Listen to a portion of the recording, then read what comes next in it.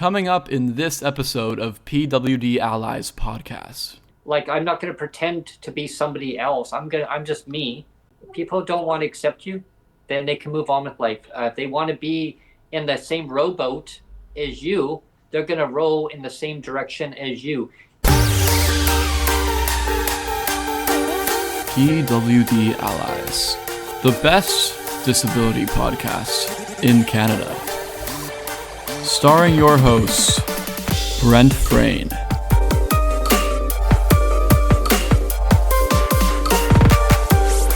And as always, his producer and editor, Neil Matheson.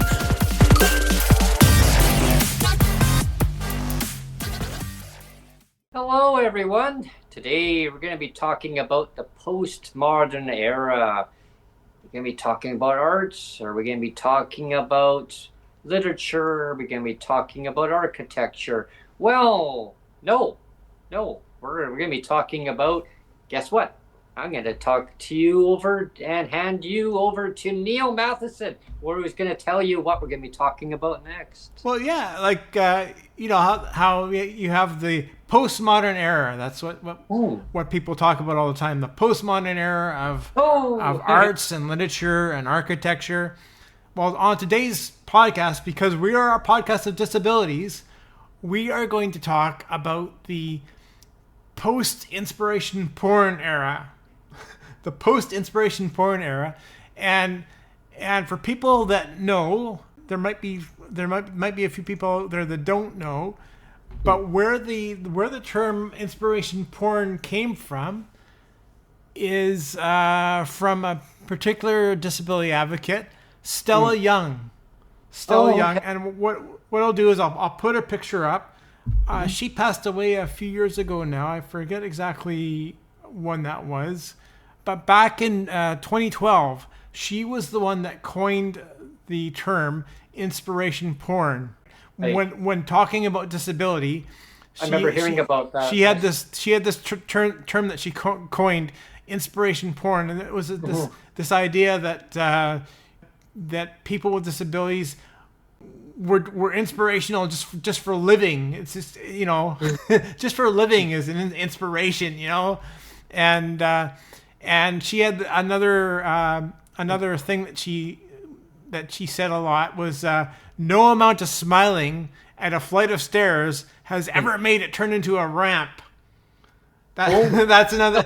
So I'll put that up. I'll maybe put that up as well. That was something that she said as well. Is that all of this stuff of like, aren't you an inspiration? Like inspiration only gets you so far, right? Mm-hmm. Let's talk about reality of like no amount of smiling is gonna turn a set of stairs into a ramp.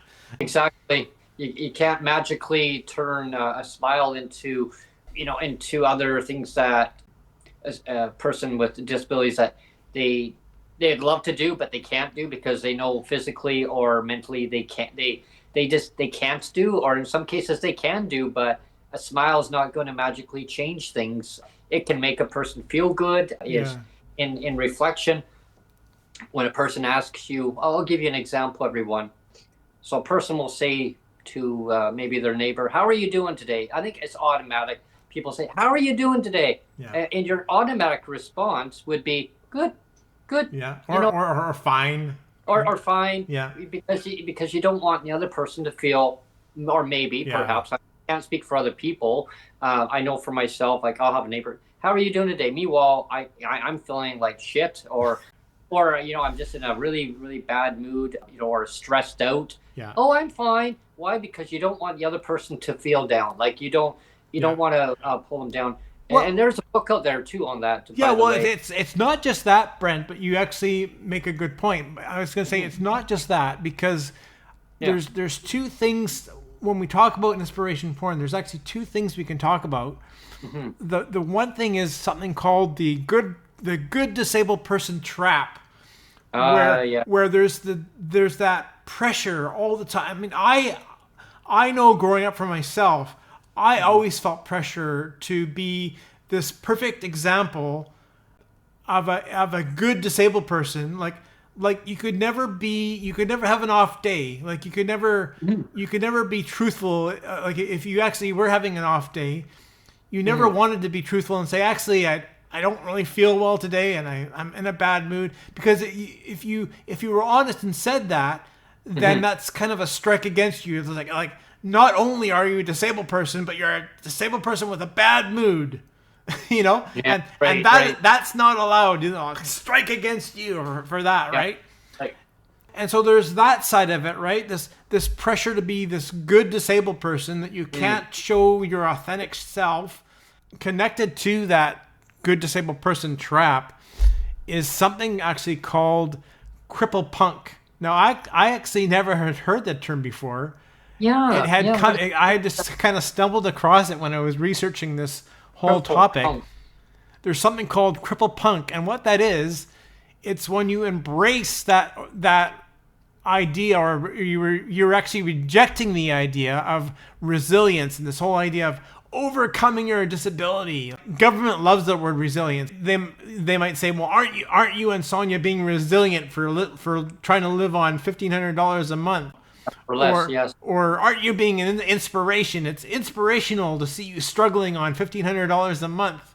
It's such an inspiration. So this or 5 week months. Isn't five this wonderful? 5 months. How do you do it, Brent and Sonia? How do you do it? You're such an inspiration. So now what you can do, Brent? Now what you can do is you can embrace your cripple punk. You can embrace your cripple punk and say, Embrace it. like, you can just say, I don't care about resilience. I don't care about overcoming disability. I just want to be authentic. I just want to be my authentic self. I'm just gonna be me. I'm just gonna be me, right? That's the whole idea.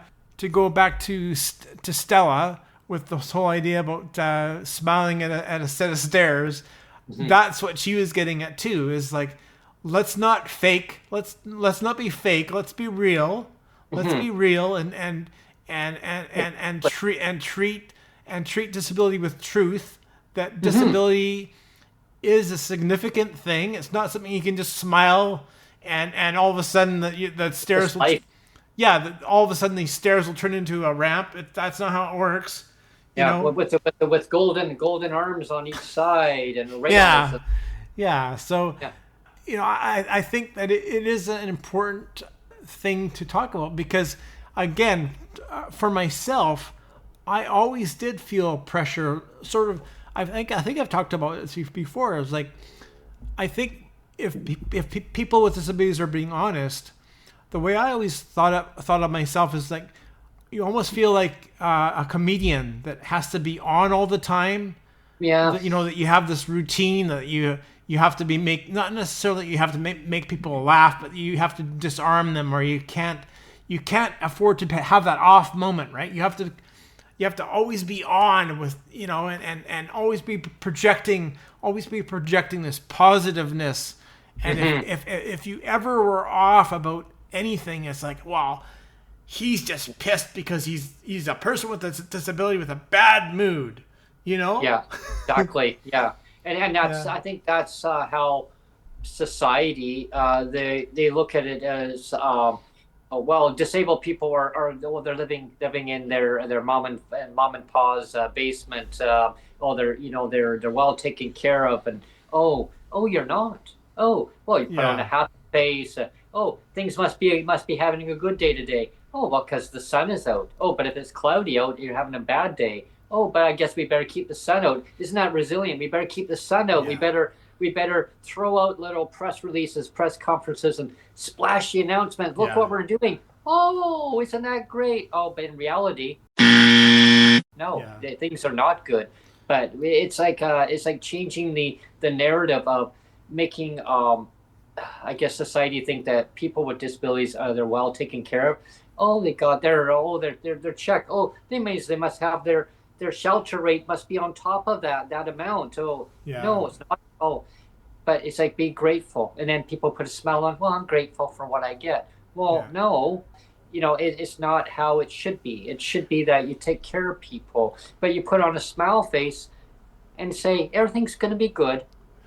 Well, right. Well, you know, another example I have, Brent, is the BC Commissioner for Human Rights here in this province.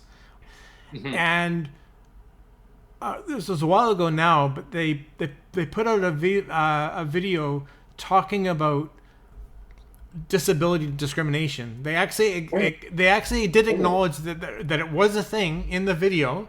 We actually did share it in one of our videos, that this video that they put out, and it was a cartoon video of all these cartoon characters, and remember, the voiceover was saying, that disability discrimination is a thing, but the video that was playing behind that narration of that disability discrimination is a thing, it was like this, like I said, these cartoon characters, and so you had these cartoon characters of people in a wheelchair or people in crutches, and they all had shiny, happy faces on.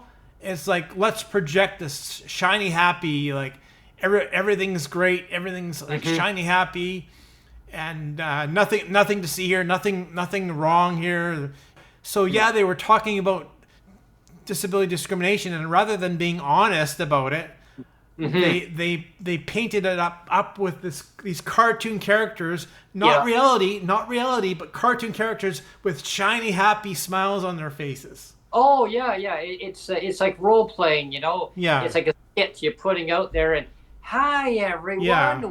Because let's not show reality. Let's just show this cartoon pink unicorn alternate reality. Yeah. Of cartoon characters with shiny, happy smiles on their faces. Yeah. I don't know, as pink unicorns, don't they look nice? I mean, I got one right behind me. But if you look around, you see all these pink unicorns running around. Yeah. They're all happy. They got happy looking smiles on their faces, and they're jumping around and playing, and wow, look at the disabled people. Look at the sun shining down on their face, and oh wow, they're strolling along, and look at the smiling. Everything must be great. I guess they must be well taken care of in society. But the reality part is, not everyone is, right? Yeah. It's not equalized. Yeah. It's pinning disabled people, and the government loves to do that. Well, and again, sorry, Brent, I didn't want to interrupt, but that is why there's that temptation to show that cartoon of shiny happy, is because they want to put out that false narrative. They want to put out that false narrative as the truth, and say, even though discrimination is a thing, we're gonna project out this shiny, happy thing of like all these shiny, happy people in wheelchairs and on crutches. They're all shiny, happy, even though they're being discriminated against with clawbacks and spousal clawbacks and clawbacks of pensions. The government policies. Even though they're discriminatory, we're still gonna smile at it. We're still gonna smile at it and be happy, right? Yeah. There's just recent news there of different organizations, advocacy organizations across the country. Yeah, some are they're calling for a rate increase. Other ones are calling for tying rates to inflation. Some of them have a different narratives of what they're asking the government to do. But one thing that I don't see the magic word is like any of them saying, well, we want to effectively see the government lift disabled people out of legislated poverty. Right? I never see any of the language in that part. The systems are designed are just they're purposely made archaic, and they're purposely made to be hurtful.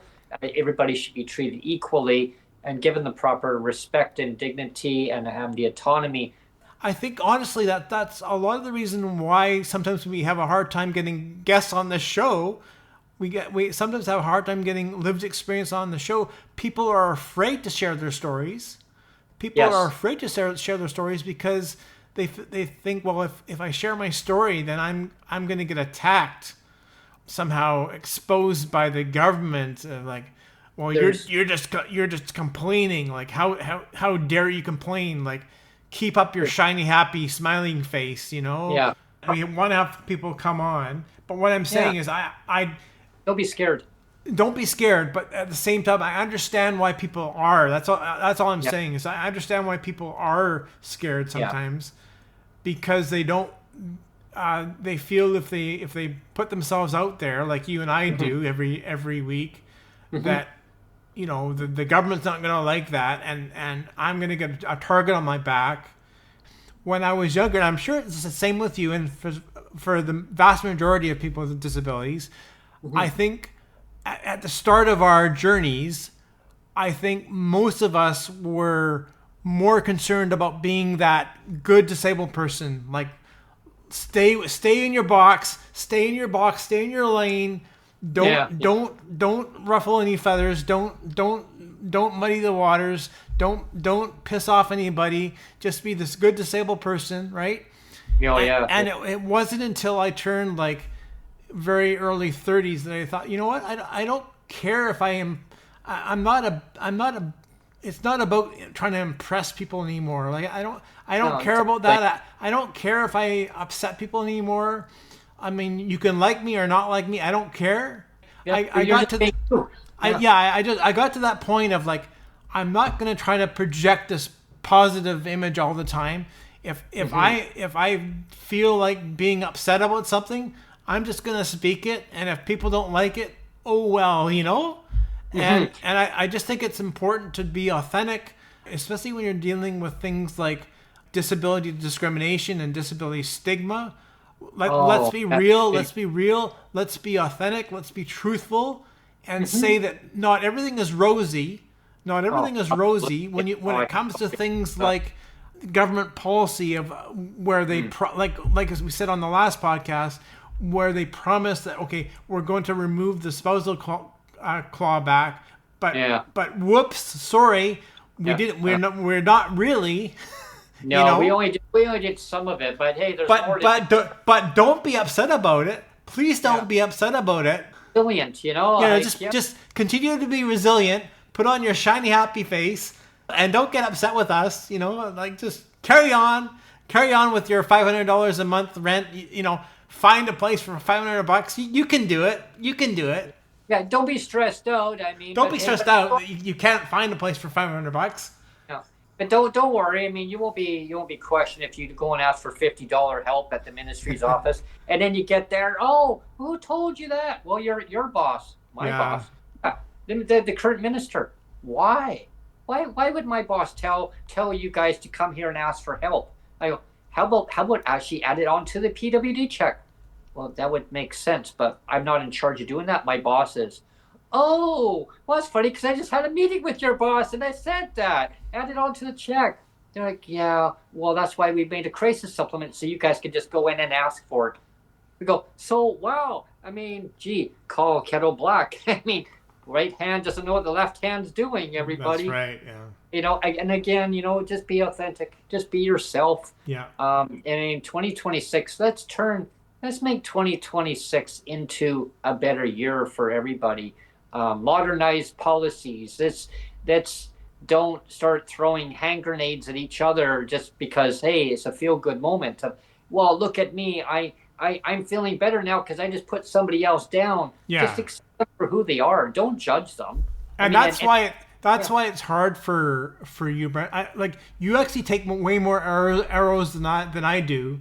I have to say, you put yourself out there way more than we share the podcast. It's true. Yeah. But you're way more kind of out there than me somehow.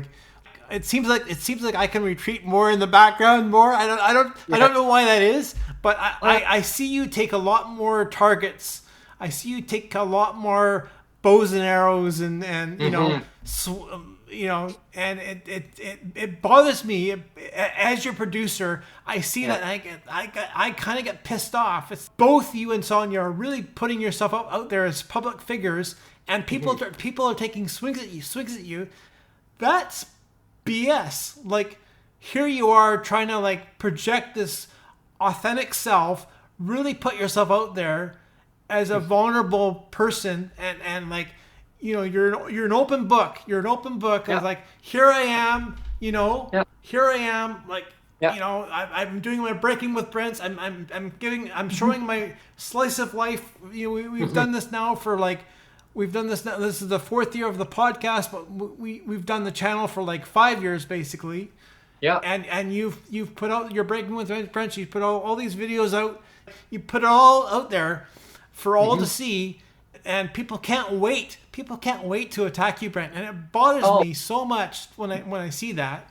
Yeah. Again, it's about being independent. It's about enjoying life. It's about showing our adventures to you. I mean, and you want to show yourself. You want to show yourself enjoying life, right? I mean, that's important. It's important to put that message out there. Yeah, exactly. Yeah. And it's like when Sonia and I were fortunate enough to do our train travel. I had bows and arrows. I mean, all the way until it was all the way until June. I saw a post June of last year of 2025. Like, my gosh, we went on our train travel in 2024, everybody. Mm-hmm. And there was still vomiting going on from that. A year later. Yeah, hiding under another YouTube channel, right, and posting it out, and yes, and still complaining. Well, he spent thousands of dollars traveling on a train. How can he go and do it? I didn't spend thousands of dollars because it was given to me. Am I supposed to go and tell the donors, by the way, please don't pay for my trip. Please do not sponsor me, but I want the money because I want to live. But hey, I'm still going to suffer when I get back. I could have actually forfeited and not even gone through any torpedoes and hand grenades thrown at me. Mm-hmm. Sonia and I had saved up our money for extra things on top of it. Like, and I explained this before in a podcast, and people just seem to love to throw bow and arrows and saying you can't enjoy life. And when you're given an opportunity of going somewhere, and you say turn down a gift of an opportunity. I mean, oh my gosh, I was beyond like speechless really. And then so we saved up money. Yeah, like this whole idea of like this, this soup Nazi of like no soup for you. Like that's what I mean. Like, and that's how it felt. Like it felt like like you can't go and actually have a good time. You don't deserve to have a good time. You don't deserve a train trip. I don't care if you didn't pay for it. Even if somebody gave you the money even if somebody gifted you the trip, you don't deserve a gifted trip. How dare you? How dare you do that, Brent? And it's ironic is I had commented to the person who actually had basically done that for us, and I told them the scenario, and you know what, the person said to me in response was, if you had said that to me right from the get-go, I would have actually said a lot more, and I would have been really disappointed. But I would have accepted. I would have accepted the fact. But like saying, if I would have said thank you very much, but no, I don't want it. You know what I mean? Like, but if I would have said, I want the cash instead, that person would have been shocked. But again, I mean, am I ever going to post videos regarding our train travel going forward when the opportunity does come? Oh, absolutely. I don't care. Like if people, and I'll get torpedoes. Oh, here he goes again. How is he gonna how is he gonna afford that? How can they afford that? We will find a way, one way or another, and that means we save up. Oh, does that mean that Brent has to not ask for help? Yeah. You know what I mean? Like that torpedo. Like if you don't like it, like in life, I mean, then move on. Like I have neighbors of mine who actually ask for help constantly. They'll say, hey, do you have a couple of dollars I can go and do laundry? Oh, yeah, but didn't you just go over to the mainland and go and visit your cousin? How could you afford that? I heard that the other day because I had to go and see my cousin. Or there was another one person she had to go to Winnipeg, Manitoba, and had to go and see family. How could you afford to do that? Meanwhile, it says, oh, well, the person said they needed a carton of eggs. They ran out of eggs and they needed some cream.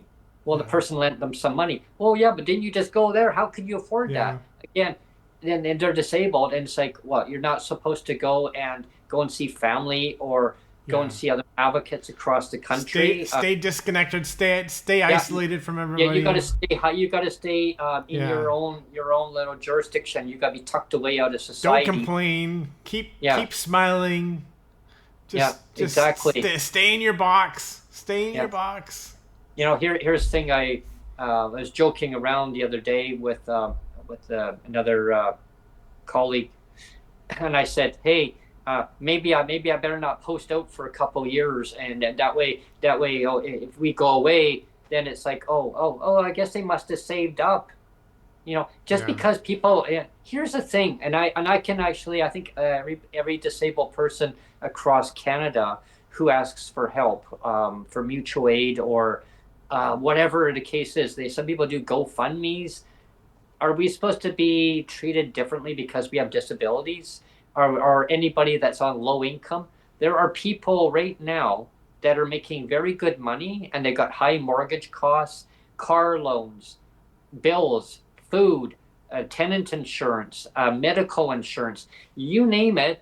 They're going to the food banks. They're online asking people for help. They got pets. They can't buy pet food, and someone says, "Oh well, you shouldn't have a pet," and they can't feed their children. Oh, I guess you're not supposed to have your children either, hey? And you're disabled. Oh no, can't have them either. Like, I'm not going to pretend to be somebody else. I'm just me. People don't want to accept you, then they can move on with life. If they want to be in the same rowboat as you, they're going to row in the same direction as you. And if they become a point, like if a point of time in life, if they still can't accept who you are, then they need to move on. And I've gone through. How about two people that want to be on the same podcast together? Yeah, exactly. Yeah, yeah. Well, exactly. And we've grown the channel. It's like so good. Way we're going, and it's awesome. And people want to join in. They want to come and talk about their lived experience stories. Definitely join us, right? Join us going forward. Great ideas. Captain, my captain, let's bring it in for a landing. Okay. Aye. Yeah. And we're going to now conclude today's podcast. I want to thank each and every one of you for tuning in each and every week, and stay tuned to our next podcast. Thank you for tuning in to PWD Allies podcast. Please subscribe, like, and share. I hope you enjoyed today's show. Have a great day, everyone. Cheers. Bye.